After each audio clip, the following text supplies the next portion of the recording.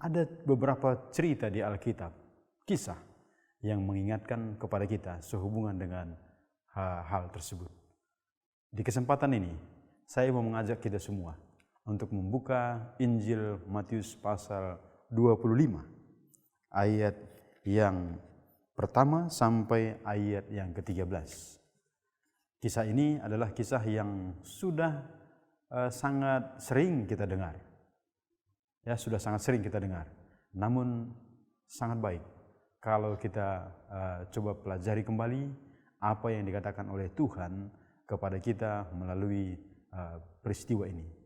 Di kisah Matius pasal 25 ayat 1 sampai 13. Judul perikopnya adalah gadis-gadis yang bijaksana dan gadis-gadis yang bodoh.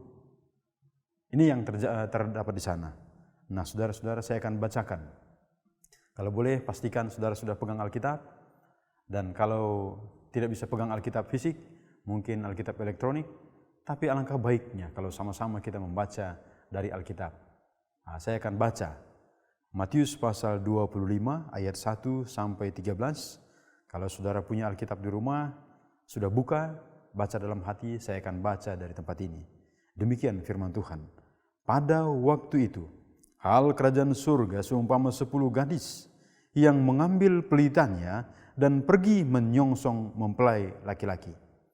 5 diantaranya bodoh dan 5 bijaksana. Gadis-gadis yang bodoh itu membawa pelitanya, tetapi tidak membawa minyak. Sedangkan gadis-gadis yang bijaksana itu membawa pelitanya dan juga minyak dalam buli-buli mereka. Tetapi karena mempelai itu lama tidak datang-datang juga, mengantuklah mereka semua lalu tertidur. Ayat yang ke-6. Waktu tengah malam terdengarlah suara orang berseru, "Mempelai datang, songsonglah dia." Ayat yang ke-7. Gadis-gadis itu pun bangun semuanya lalu membereskan pelita mereka. Gadis-gadis yang bodoh berkata kepada gadis-gadis yang bijaksana, "Berikanlah kami sedikit dari minyakmu itu, sebab pelita kami hampir padam." Tetapi jawab gadis-gadis yang bijaksana itu, "Tidak, nanti tidak cukup untuk kami dan untuk kamu. Lebih baik kamu pergi kepada penjual minyak dan beli di situ."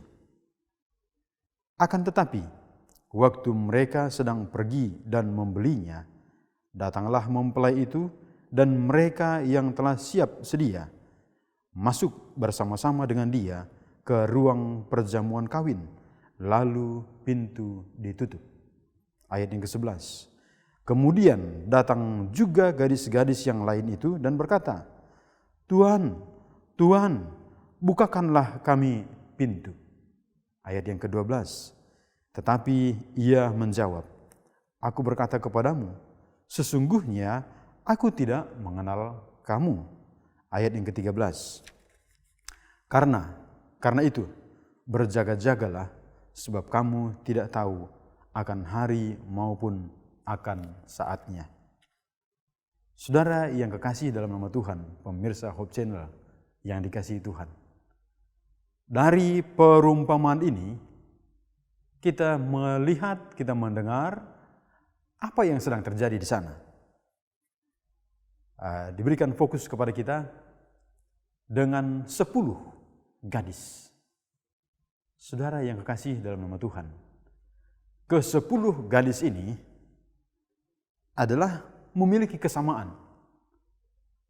Yang pertama, mereka sama-sama mau menjadi penyongsong mempelai, mau memberikan terang mereka untuk memeriahkan perjamuan kawin itu. Mereka sama-sama sudah berdandan, mereka sama-sama pegang pelita, mereka sudah sama-sama menyiapkan hatinya, mereka sama-sama berangkat. Namun saudara yang kekasih dalam nama Tuhan, apa yang terjadi di ayat ini tadi? Kesamaan lain yang terjadi, yang ada pada mereka adalah mereka sama-sama menjalani malam itu, lalu mereka juga sama-sama menyaksikan penundaan hadirnya mempelai. Dan yang berikut, mereka sama-sama mengantuk, saudara-saudara. Lalu mereka sama-sama tertidur. Nah, ini menarik. Kebersamaan. Ya, kebersamaan. Namun, di balik kebersamaan, ada perbedaan di sana. Apa perbedaannya? Apa yang dikatakan di dalam ayat yang ketiga, gadis-gadis yang bodoh itu membawa pelitanya tetapi tidak membawa minyak. Ini minyak cadangan dalam buli-buli. Mengapa? Karena di awalnya mereka sama-sama menyalakan pelita itu.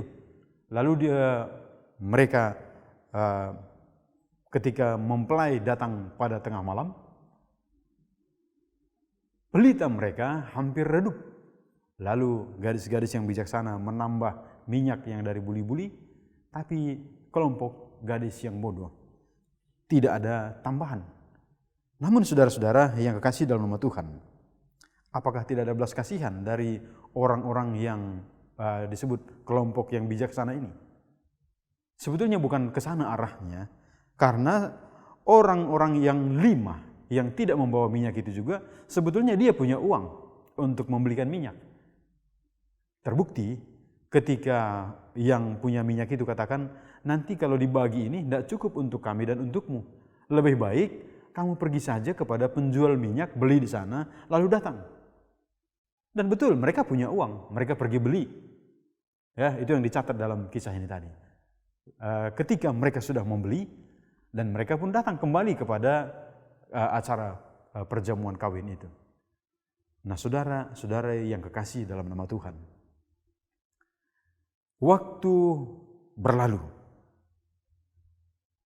Mereka mempelai datang, lalu sudah ada teriakan, ada sorakan, mempelai datang, song-songlah dia, sambut dia.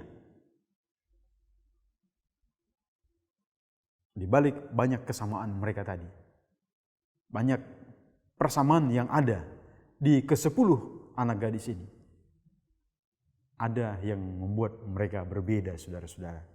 Ya, ada yang membuat mereka berbeda. Kalau mau dikatakan mereka tidak punya uang, bukan, mereka punya. Sama-sama mereka uangnya cukup untuk membelikan minyak. Terbukti yang 5 orang itu juga pergi keluar, dia bisa membeli, dan dia datang kembali. Itu pertanda bahwa memang ada uang, bukan masalah di uang. Ya, bukan masalah di uang. Lalu apa yang dikatakan di dalam ayat ini tadi, berikanlah kami sedikit dari minyakmu itu, sebab pelita kami hampir padam.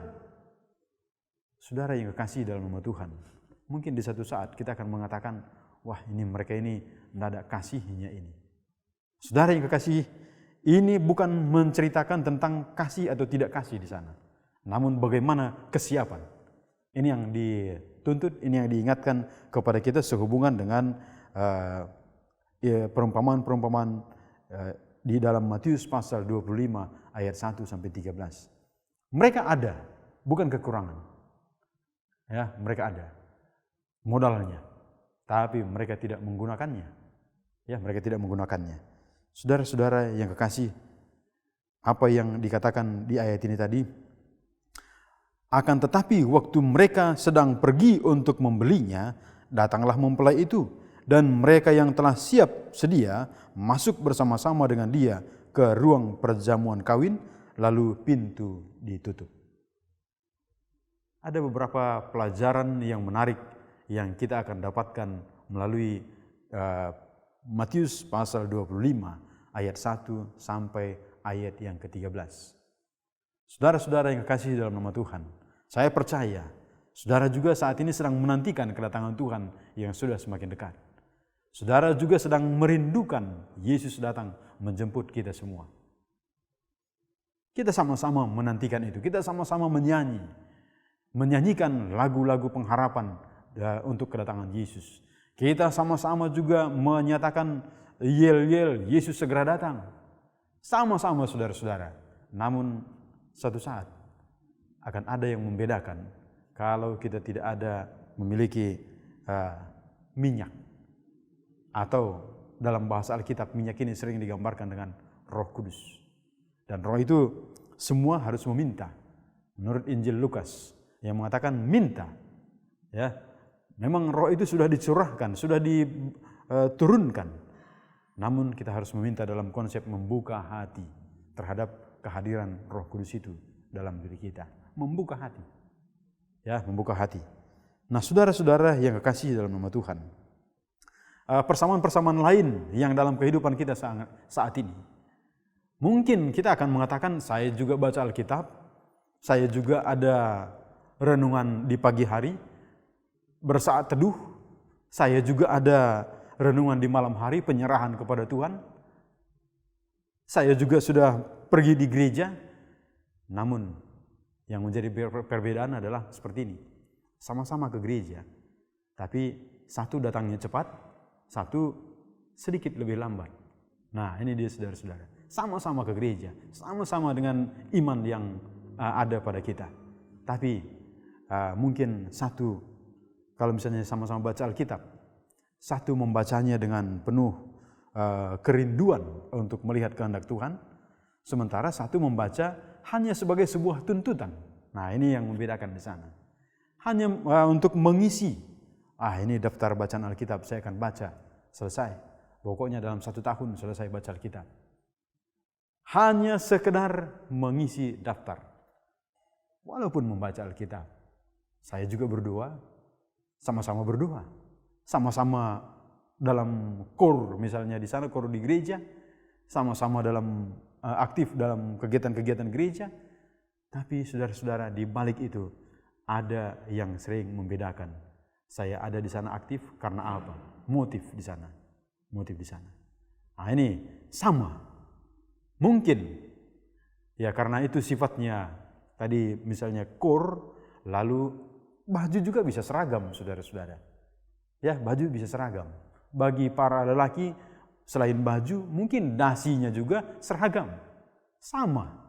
Tapi di balik itu ada yang berbeda di sana. Sementara kita menyanyi, ada yang mengatakan saya mau memuji Tuhan, murni dari hati memuji Tuhan. Tapi yang lain menyanyi supaya dilihat orang bahwa dia adalah punya suara bagus, aktif. Nah, ini mulai perbedaan-perbedaan di sana. Sama-sama berdiri di depan, sama-sama menyuarakan kata-kata yang sama, sama-sama mengikuti irama yang sama, tapi di balik itu ada yang membedakan. Untuk itu, apa yang diceritakan dalam kisah ini tadi, 10 gadis. Gadis itu saudara-saudara mengibaratkan, kalau kita baca di kisah lain Alkitab, inilah mempelai. Mempelai itu menggambarkan gereja, jemaat. Ya, gereja. Nah, jadi sama-sama. Mungkin di dalam gereja nama kita tercatat di atas. Saudara-saudara, mungkin nama kita yang lebih sering disebut. Mungkin juga nama kita tidak pernah luput dari ingatan seluruh jemaat. Tapi ingatlah apa yang kita harus lakukan, apa yang menjadi bagian kita. Kita lanjut dengan apa yang terjadi di bagian berikut ayat ini tadi. Saudara-saudara yang kekasih dalam nama Tuhan, ayat yang ke-10, masuk di ayat 9 bagian akhir. Lebih baik kamu pergi kepada penjual minyak dan beli di situ. Akan tetapi waktu mereka sedang pergi untuk membelinya, datanglah mempelai itu dan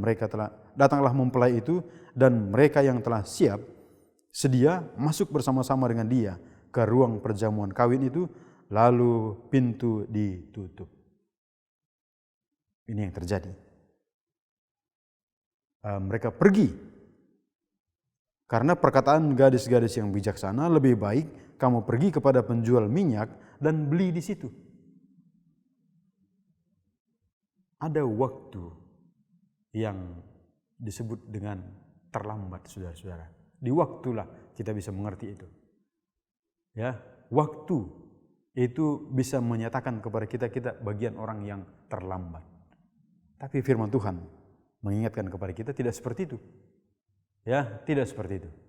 Namun, coba kita perhatikan apa yang disampaikan oleh firman Tuhan melalui Ibrani pasal yang ke-3. Ini sehubungan dengan waktu, saudara-saudara. Ibrani 3 mengingatkan kepada kita. bagaimana kita mengelola waktu, menggunakan waktu kita. Ibrani pasal 3 ayat yang ke-15.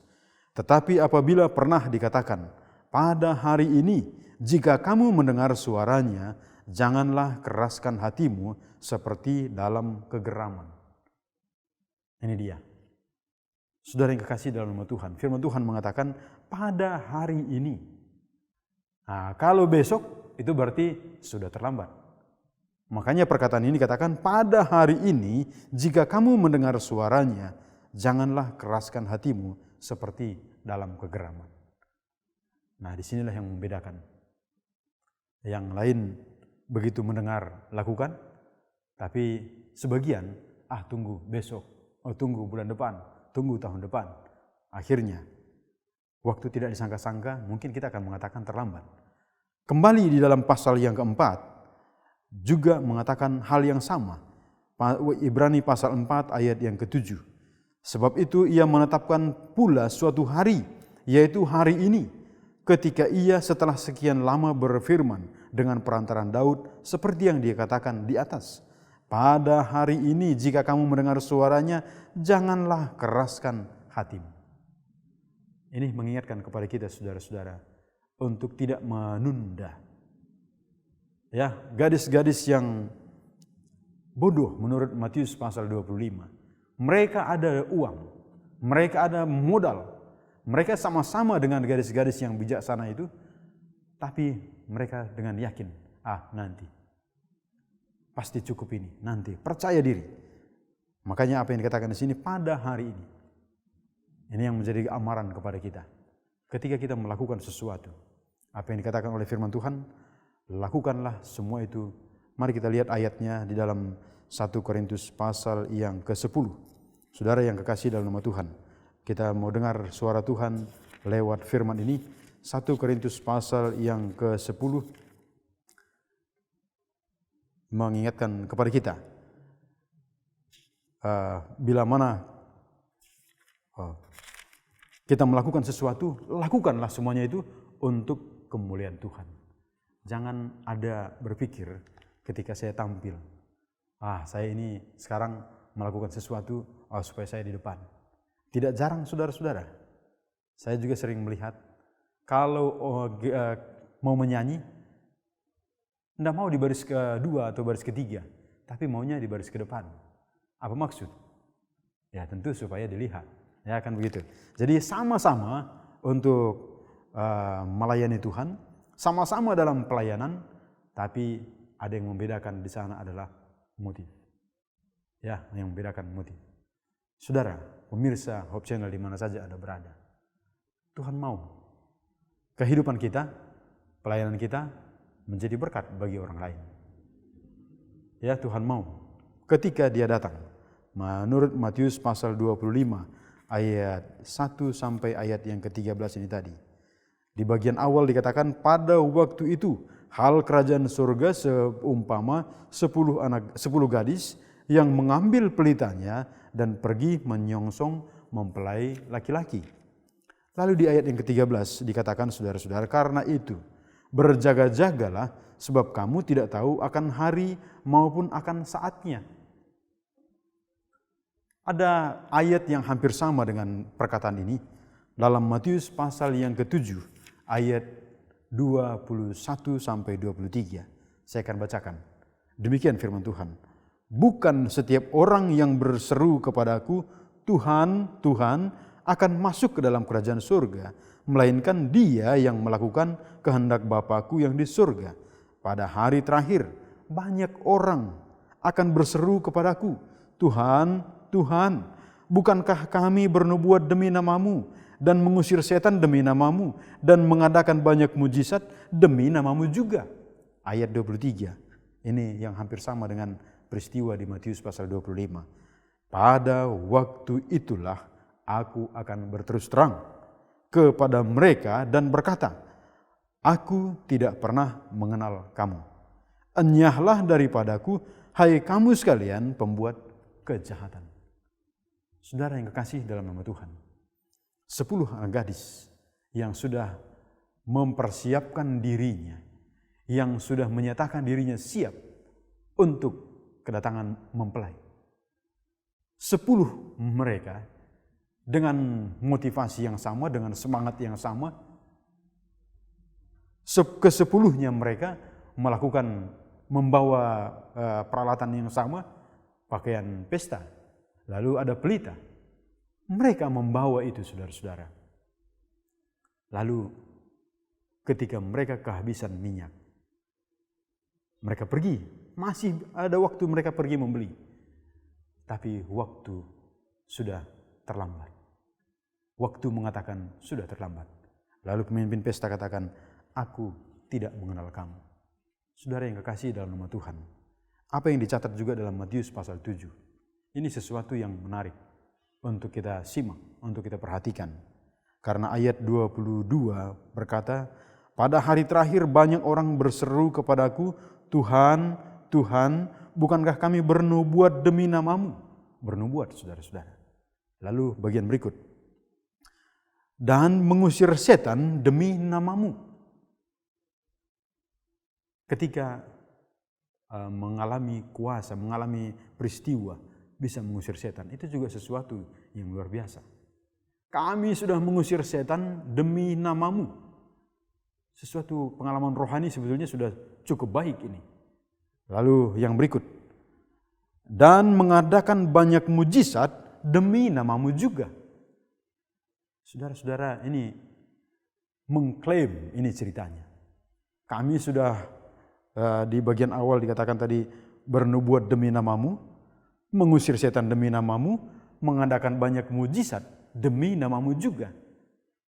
Tapi Tuhan katakan di ayat yang ke-23, pada waktu itulah aku akan berterus terang kepada mereka dan berkata, aku tidak pernah mengenal kamu. Enyahlah daripadaku, kamu sekalian pembuat kejahatan.